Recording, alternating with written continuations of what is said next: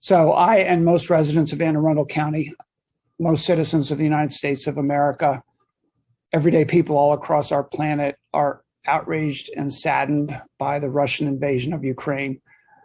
We want to help. We want to stop Vladimir Putin in his tracks. In Anne Arundel County, we're proud to be home to a large part of the defense of the other front in Putin's war. Thousands of our residents are defending our country's infrastructure and our institutions at Fort Meade, where much of the country's cybersecurity forces are stationed. Putin recently invaded a peace-seeking neighbor with tanks and bombers, but his digital warriors have been working to weaken American institutions for years through both propaganda and direct attacks. I want to thank the men and women working at Fort Meade, at U.S. Cyber Command, at National Security Agency, at Defense Information Systems Agency, and all the supporting businesses and agencies assisting with the defense right here in our county. Russian social media trolls are hard at work trying to weaken our resolve to defend our institutions. They drive wedges where they see cracks. They support politicians who fan their flames. Please do our soldiers a favor. Don't spread their propaganda. Don't let them dismantle our democracy. Speak up for Ukraine. Speak up for U.S. defense. Speak up for the public institutions that we, the people, created, even when they're not yet perfect. And most importantly, be kind to your neighbors here at home, all your neighbors, because that's what holds us together. And as we look at what is happening in Ukraine and what Russia has been doing, we do worry about and think about our future economic health. And here in our county and across the country. And I want to comment on that and then talk about an agency within county government that is on the front lines doing the good work, and some evidence that we have that that agency, Anne Arundel Workforce Development Corporation, is actually doing that work extremely effectively. So in Anne Arundel County, we are resilient. Our pandemic recovery has been faster than the state as a whole, and we have economic drivers that we must support. County Council passed our incentive program for data center construction at last week's meeting. Our Anne Arundel Economic Development Corporation transformed itself from a lending and technical assistance operation to also a grant-making organization, and delivered support to the sectors that needed it when they needed it. Our filings for unemployment were 10% of the state's filings early in the pandemic, but they dropped to closer to 6% when the recovery began. 10% is our share of the state's population. Our Office of Emergency Management has guided our interdepartmental recovery work and is preparing us for future economic downturns. We are aware that times could get worse, so we have increased our financial cushion. Our county's revenue reserve fund and overall fiscal condition are stronger than ever in our history. And while the state's unemployment rate stands at 5%, ours in Anne Arundel County is 3.3%. At the end of 2021, we had 21,243 more people working than we had a year before. That's a 9% increase in our workforce.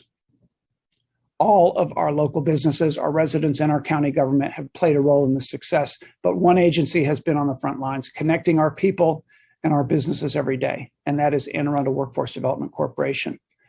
So I have with me here the director of that agency, Kirkland Murray, as well as some of the board members, Tom Ford, the board chair, who's the CFO of PCF, Dr. Tanya Miller from Anne Arundel Community College, and Trish Baldwin of Reliable Contracting. I believe you can see them on your screens, I hope. But I want to just quickly tell you something about what Kirkland is going to run us through. He's going to have some slides about this. But Workforce Development did an assessment of their work with the Business, Economic, and Community Outreach Network called Beacon at Franklin Purdue School of Business at Salisbury University to study the impact and the return on the investment that we make in our Workforce Development Corporation services. And what they found was a 42% reduction in reliance on public assistance. That is 75% better than the national average. A 21% quality of life improvements. That's 20% higher than the national average. A 63% increase in job placements. That is 30% higher than the national average. A 19% boost in lifelong earnings. That is 2% higher than the national average. And a 67% reduction in unemployment insurance claims attributable to participants. That's 40% higher than the national average. A 2.7-year reduction to reach peak employment, likely comparable or slightly higher than the national average. And they say that workforce development is within 9% of reaching perfect effectiveness. Kirkland can tell you what that is. But every dollar invested in workforce development provides a return on investment to county residents of $8.90. So I think it's very important that we assess the effectiveness of all of our departments and agencies, and I want to commend workforce development for bringing in an outside team to take a look at what they do. So I'm going to turn it over to you, Kirkland. Thank you, Mr. County Exec, and good morning, everyone. As the County Exec said, I'm Kirkland Murray, President and CEO of Anne Arundel Workforce Development Corporation. I'm honored to be here today and glad that several of our corporate board members who kind of lead and guide the direction of workforce development services here in Anne Arundel County. So Anne Arundel Workforce Development Corporation, we are a nonprofit organization as part of county government. And our mission states that we want to enhance the economic vitality of Anne Arundel County by developing and implementing innovative workforce development services. And the report that the county exec is referring to from the Beacon Institute actually shows that. It actually proves that we're doing that. We're accomplishing that goal. This report uses efficiency and effectiveness and evidence approach developed by Beacon to compare this impact model. And it's really looking at several key indicators in workforce development to see how effective we are doing our job. And as the county exec mentioned, that we are 91% effective in meeting our outcomes. And what does this mean? This means that county residents that work with AAWDC reach their peak employment 2.7 years faster than individuals who do not utilize our workforce development services. In their lifetime, they make 19% more income in their lifetime than individuals who do not take advantage of workforce development services. Individuals who are on public assistance, we reduce their reliance on public assistance by 42%. And individuals who are receiving unemployment benefits, we reduce their reliance on unemployment benefits by 67% by making sure that they go back to work quicker and stay employed. Again, this means that of our goals that we're trying to reach, we are now reaching 91%. I know my board would like for me to get to 100%, and that is what we're trying to get to and really striving to get there to 100%. And as the county exec says, when we say that we enhance the economic vitality of Anne Arundel County, we're talking about what is that return on investment. You have a lot of people talk about the investment of workforce development dollars, and should federal government and state and local governments invest in workforce development? But when you see that for every dollar that's being invested in workforce development services, $8.90 are being returned in the economy.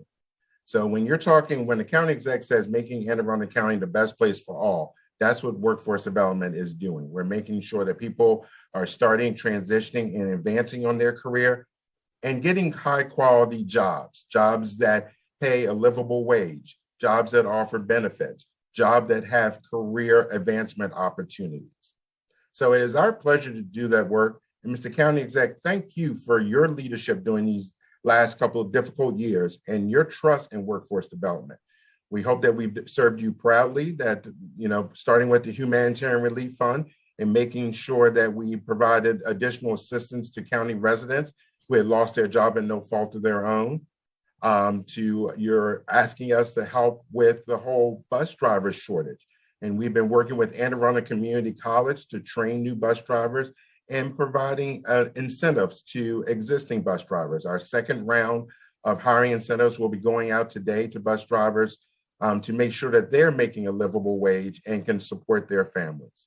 So thank you for your confidence in workforce development, and thank you to my board members for your leadership. And Melena Cornell, who is our Vice President of Career Development, she is the one that led this study and helped us to come up with this data that we are presenting today. So thank you very much for this opportunity.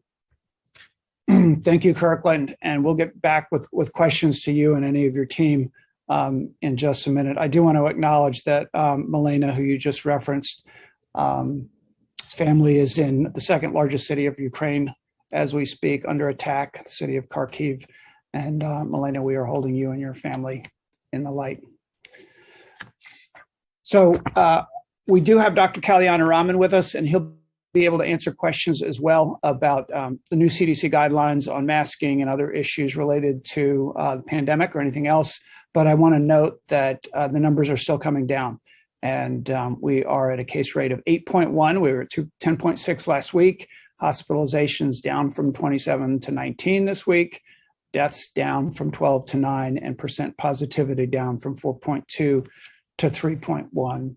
So he may have thoughts as well about this transition to this next phase of the pandemic, which is much better for all of us.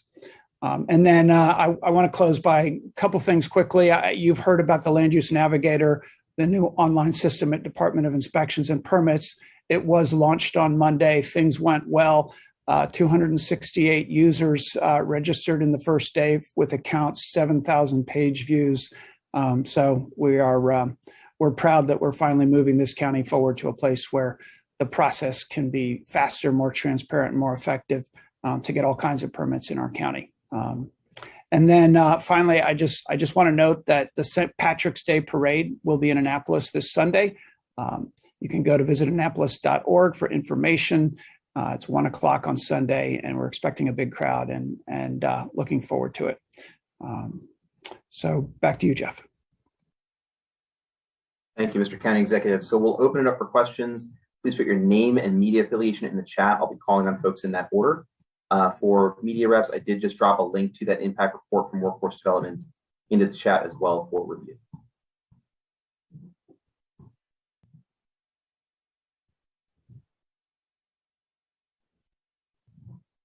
All right, John Frenet, Ion Annapolis.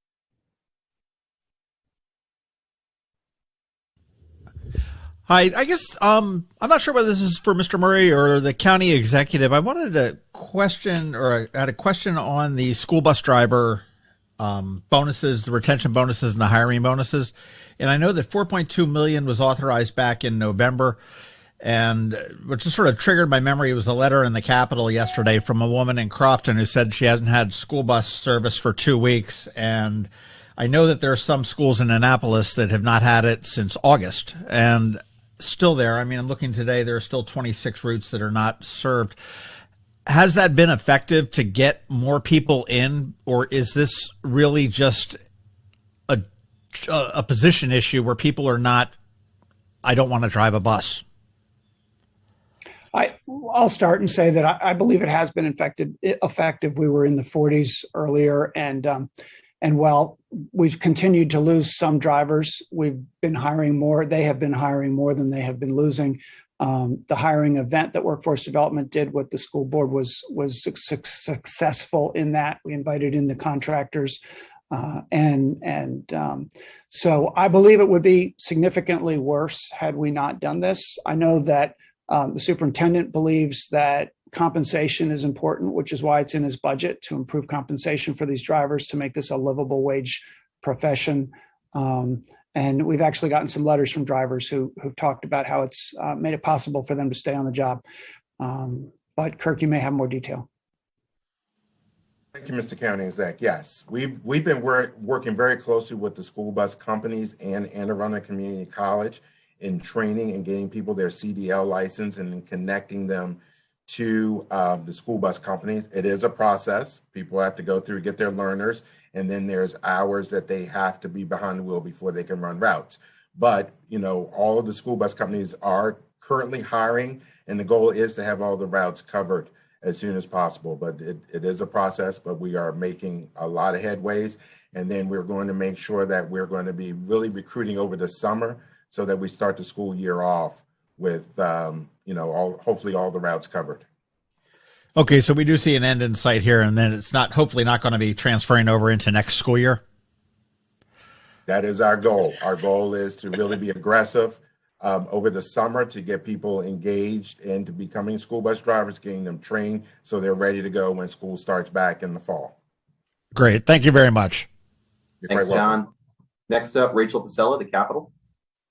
Hi, yeah, and I have some question also about the bus and a little to do with the budget. I'm not sure if you're ready to talk about that, but Superintendent Arlotto had recommended, I'm not going to say a number because I'm worried I get it wrong, but a number of new buses as part of the fiscal 2023 budget. The board reduced that number a little bit when it was making amendments to the budget. I guess, do you know how many additional bus routes that you think you can fund in the Board of Education budget in this coming year? Do you plan on doing, what the superintendent recommended, what the board recommended, or even more? I can't say what we're going to be doing. We're certainly going to look at it carefully, but I can say that I have a lot of concern about even next year. We hope that the problem will be solved. But we don't know that it will, regardless of how much people are paid. And the new school start times adds, I'm told, the need for more buses because they're going to have shorter times that they're out there because they don't start as early. And that's going to be an additional challenge on the transportation system of the schools. Dr. Arlotto has talked about that. And so we're not out of the woods yet. Thank you. Thanks, Rachel. Any other questions? Name and media affiliation in the chat.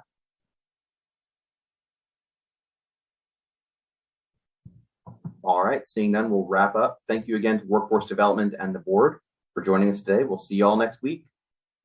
Thanks, everybody.